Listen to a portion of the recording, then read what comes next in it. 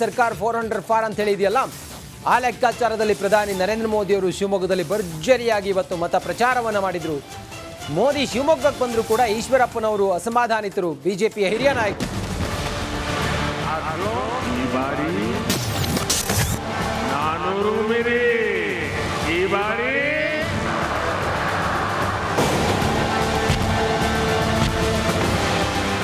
ಮೋದಿ ಮೋದಿ ಮೋದಿ, ಮಲೆನಾಡಿನ ಮೂಲೆ ಮೂಲೆಯಲ್ಲೂ ಇವತ್ತು ಮೋದಿಯದ್ದೇ ನಾಮಜಪ.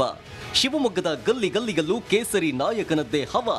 ಎಸ್, ಲೋಕಸಭಾ ಚುನಾವಣೆಗೆ ರಣ ಮುಹೂರ್ತ ಫಿಕ್ಸ್ ಆಗ್ತಾ ಇದ್ದಂತೆ ಕರುನಾಡಿನ ಮಣ್ಣಿನಿಂದಲೇ ಪ್ರಧಾನಿ ಮೋದಿ ಪಾಂಚಜನ್ಯ ಮೊಳಗಿಸಿದ್ದಾರೆ.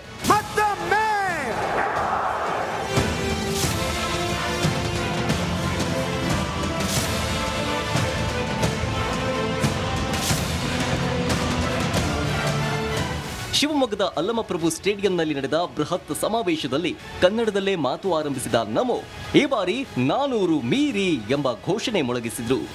ಈ ಬಾರಿ 400 ಮೀರಿ, ಈ ಬಾರಿ ಈ ಬಾರಿ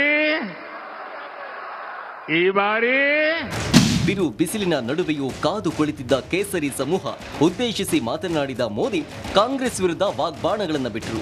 ಸಿದ್ದರಾಮಯ್ಯ ಡಿಕೆಶಿಯನ್ನ ಮಾತಲ್ಲೇ ಕಾಲೆಳೆದ್ರು.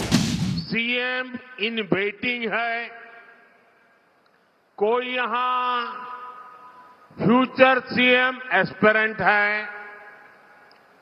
कोई यहां सुपर सीएम है, कोई यहां शैडो सीएम है, और इतने सारे सीएम के बीच एक दिल्ली के कलेक्शन मिनिस्टर भी है.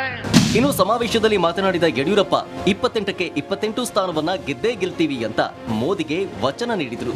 ನಿಮ್ಮೆಲ್ಲರ ಪರವಾಗಿ ಮೋದಿಜಿಯವರಿಗೆ ಭರವಸೆಯನ್ನು ಕೊಡ್ತೇನೆ. ಕರ್ನಾಟಕ ರಾಜ್ಯದಿಂದ 28ಕ್ಕೆ 28 ಲೋಕಸಭಾ ಕ್ಷೇತ್ರವನ್ನು ಗೆದ್ದು ಅವರೆಲ್ಲ ಸಂಸತ್ ಸದಸ್ಯರನ್ನ ಡೆಲ್ಲಿಗೆ ಕರ್ಕೊಂಡು ಬರ್ತೇನೆ. ದೇವ್ರೇ ಬಂದ್ರು ಸಮಾವೇಶಕ್ಕೆ ಬಾರದ ಪೂಜಾರಿ. ಪ್ರಧಾನಿ ಮೋದಿ ಟೂರ್ನಿಂದಾಗಿ ಶಿವಮೊಗ್ಗ ಬಿಜೆಪಿ ಪಡೆಯಲ್ಲಿ ಹೊಸ ಹುಮ್ಮಸ್ಸು ಮೂಡಿದೆ. ಇಷ್ಟು ದಿನ ಬಿಜೆಪಿ ಬಳಗದಿಂದ ದೂರವಾಗಿದ್ದ ಮಾಜಿ ಶಾಸಕ ಕುಮಾರ್ ಬಂಗಾರಪ್ಪ ಸಮಾವೇಶದಲ್ಲಿ ಕಾಣಿಸಿಕೊಂಡ್ರು. ಆದರೆ ಈಶ ಬಂಡಾಯ ಮಾತ್ರ ಶಮನವಾಗಲಿಲ್ಲ.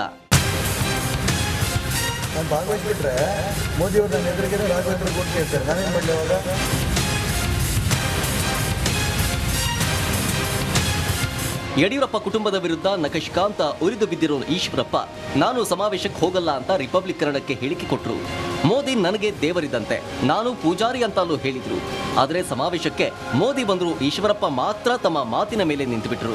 ಒಂದೇ ಕುಟುಂಬದಲ್ಲಿ ಸೋನಿಯಾ ಗಾಂಧಿ ರಾಹುಲ್ ಗಾಂಧಿ ಕೈಯಲ್ಲಿ ಹೆಂಗೆ ಕಾಂಗ್ರೆಸ್ ಇದೆಯೋ ಹಂಗೆ ಕರ್ನಾಟಕ ರಾಜ್ಯದಲ್ಲಿ ಆಗಬಾರ್ದು. ಅವ್ರದ್ದೇನಿದೆ ಅದೆಲ್ಲವೂ ಕೂಡ ಈಡೇರಬೇಕು ಅನ್ನೋ ಉದ್ದೇಶದಲ್ಲಿ ನಾನು ಚುನಾವಣೆ ಸ್ಪರ್ಧೆ ಮಾಡ್ತಿದ್ದೀನಿ.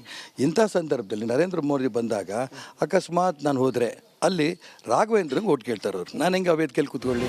ಮೋದಿ ಸಮಾವೇಶಕ್ಕಾದ್ರೂ ಈಶ್ವರಪ್ಪ ಮನಸ್ಸು ಬದಲಿಸ್ತಾರೆ, ಎಲ್ಲವೂ ಸರಿಯಾಗುತ್ತೆ ಅಂತ ಅಂದ್ಕೊಂಡಿದ್ದ ಬಿಜೆಪಿಗೆ ಬಿಗ್ ಶಾಕ್ ಎದುರಾಗಿದ್ದು ಈಶ ಬಂಡಾಯ ಶಮನಕ್ಕೆ ಬಿಜೆಪಿ ಬಳಿ ಇರೋ ಮುಲಾಮೇನು ಅನ್ನೋದೇ ಸದ್ಯದ ಕುತೂಹಲ.